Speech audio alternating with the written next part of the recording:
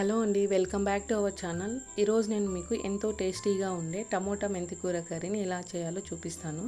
మొదటిగా మనం మందపాటి కడాయిని తీసుకొని అందులో 3 టేబుల్ స్పూన్స్ ఆఫ్ ఆయిల్ని యాడ్ చేసి ఆయిల్ బాగా హీట్ అయిన తర్వాత అందులో జీలకర్ర ఆవాలు యాడ్ చేసుకోవాలి. తర్వాత కరివేపాకు, వెల్లుల్లి రెబ్బల్ని వేసుకొని బాగా ఫ్రై చేసుకోవాలి. తర్వాత మనము అందులో ఉల్లిపాయ ముక్కల్ని చిన్నగా కట్ చేసుకొని యాడ్ చేసుకుంటాము. ఈ ఉల్లిపాయ ముక్కలు బాగా మగ్గిన తర్వాత అందులో పసుపు, ఉప్పు వేసుకొని బాగా కలుపుకోవాలి. తర్వాత ఇందులో మనం 2 కట్టల మెంతి కూరని బాగా కడిగి శుభ్రం చేసుకొని చిన్న ముక్కలుగా కట్ చేసుకొని ఇందులో వేసుకుంటున్నాము. ఈ మెంతి కూర మనము ఆయిల్లోనే బాగా ఫ్రై అయ్యేంత వరకు కలుపుకోవాలి.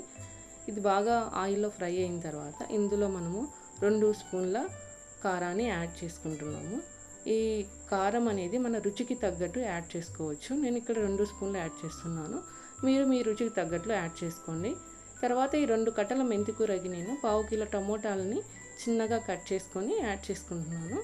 ఈ టమాటా ముక్కలు బాగా కలుపుకోవాలి, వాటర్ ఏమి యాడ్ చేసుకోకుండా కలుపుకొని ఇందులోని మనము లో టు మీడియం ఫ్లేమ్ అడ్జస్ట్ చేసుకొని లిడ్ క్లోజ్ చేసుకోవాలి. ఒక 5 మినిట్స్ తర్వాత అరౌండ్ ఇలా ఉంటుంది.